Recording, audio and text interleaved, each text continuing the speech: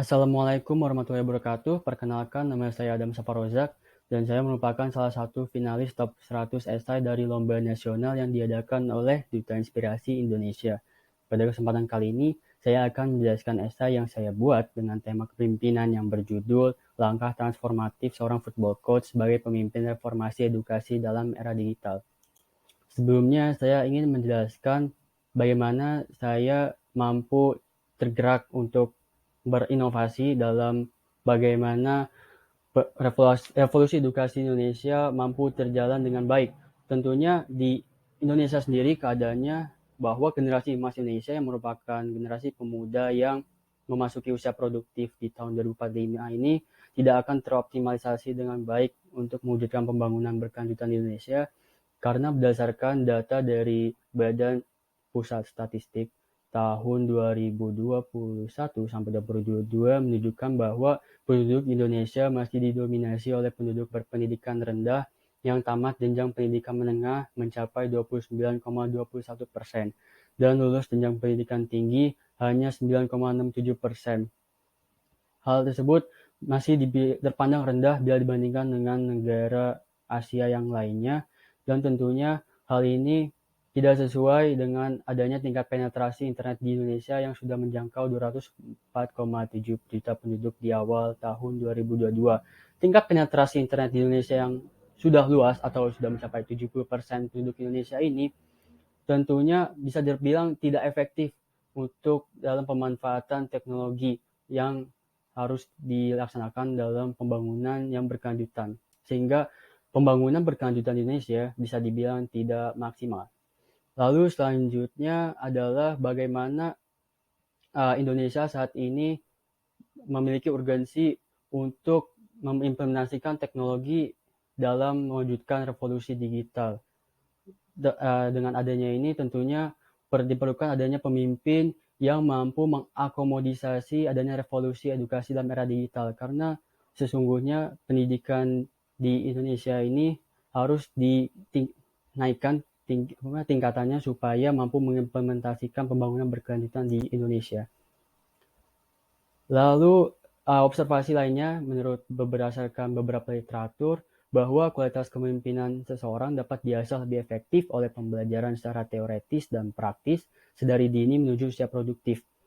Tentunya usia yang vital mulai dari usia 6 tahun sampai 18 tahun yang menduduki pendidikan dari TK sampai SMA itu harus difasilitasi dengan baik oleh berbagai pihak.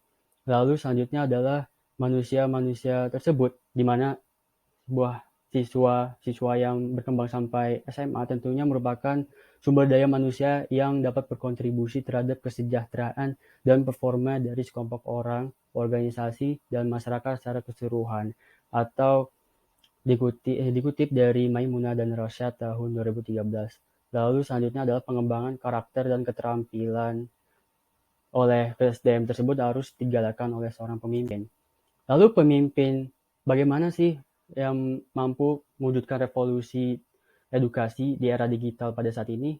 Saya mengajukan bahwa gaya pemimpinan yang cocok untuk hal tersebut adalah seorang football coach. Kenapa football coach? Karena football coach masih memiliki relevansi atau keterkaitan dengan adanya teori kepemimpinan yang modern yang berkembang saat ini, mulai dari teori situasional dari Hersey dan Blanchard, lalu yang kedua ada teori path goal dari Robert Howe, dan terakhir adalah teori Fiedler. Lalu selanjutnya adalah pendekatan football coach ini mampu mengembangkan potensi-potensi yang dimiliki oleh SDM atau manusia sejak lahir. Jadi tentunya football coach ini melatih lebih baik yang adanya potensi bermain bola sehingga menjadi pesepak bola yang profesional dan tentunya mampu mewujudkan visi tim yang telah direncanakan sebelumnya. Yang terakhir adalah mampu mengembangkan SDM secara komprehensif dan kontinu. Karena football coach secara berkelanjutan mulai dari awal semester liga sampai akhir dari sebuah musim sepak bola tentunya harus membimbing para pemainnya dengan baik untuk menghadapi pemain-pemain dari klub bola lainnya. Dan bisa dilihat ini adalah tugas-tugas ataupun sebuah aktivitas yang dilaksanakan oleh football coach. Lalu bagaimana football coach ini menghadapi atau melaksanakan langkah-langkah transformatifnya dalam mewujudkan tujuannya atau visi yang telah direncanakan sebelumnya. Tentu mereka memiliki atau seorang football coach ini memiliki pendekatan yang mengenai 3 langkah tersebut, di mana ada pendekatan pertama yaitu ada co-create the vision, lalu yang kedua ada collaborate, yang terakhir adalah co-directing shared responsibility. Lalu yang pertama adalah co-create the vision.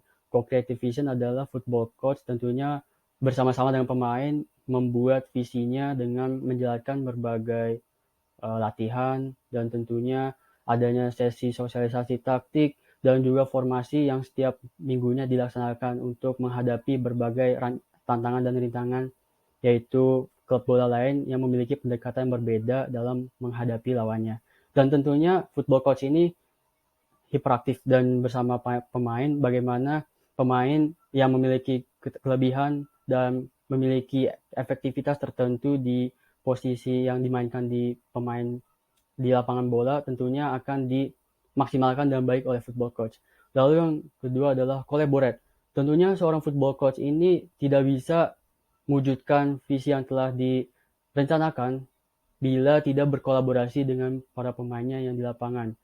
Lalu yang selanjutnya adalah co-directing shared responsibility, di mana langkah transformatif yang terakhir ini bahwa football coach yang telah merencanakan strategi dan taktik ini harus berhasil dilakukan bila para pemainnya diberikan tugas dan peran yang sudah ditetapkan di lapangan, di mana tentunya ada pemain bertahan, pemain serangan, dan pemain tengah yang memiliki peran khusus yang telah diemban oleh football coach. Dan tentunya kesesuaian dan juga koordinasi inilah yang menjadikan football coach mampu menjalankan tujuannya dengan baik. Dan tentunya dalam pandangan revolusi edukasi ini, sebuah SDM ataupun sumber daya manusia Indonesia ini dapat berkontribusi dengan baik secara spesifik di Indonesia dalam mewujudkan pembangunan berkelanjutan.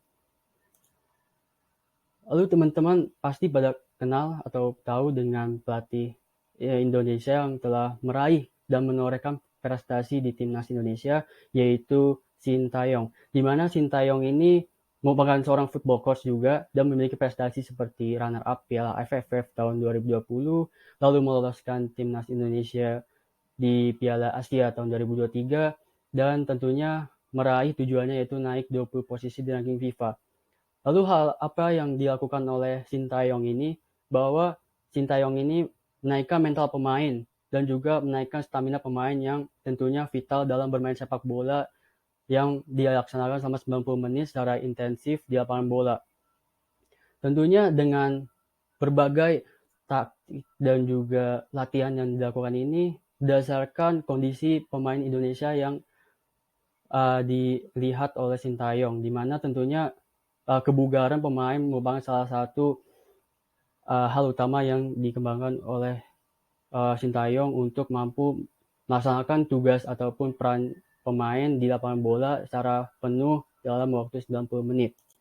Jadi kesimpulan yang dapat diambil tentunya adalah bahwa generasi emas Indonesia tahun 2045 ini sudah dalam berproses untuk menghadapi berbagai tantangan, terutama transformasi digital yang menjadi halangan pembangunan berkelanjutan di Indonesia.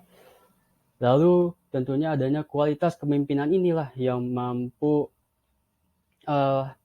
dibutuhkan ataupun memengaruhi generasi tersebut dengan jalur edukasi sebagai pemberdayaan karakter dan keterampilan yang dibutuhkan untuk adaptif di era saat ini. Demikian presentasi yang dapat saya sampaikan. Mohon maaf bila ada kesalahan dalam penyampaian presentasi saya. Terima kasih. Wassalamualaikum warahmatullahi wabarakatuh.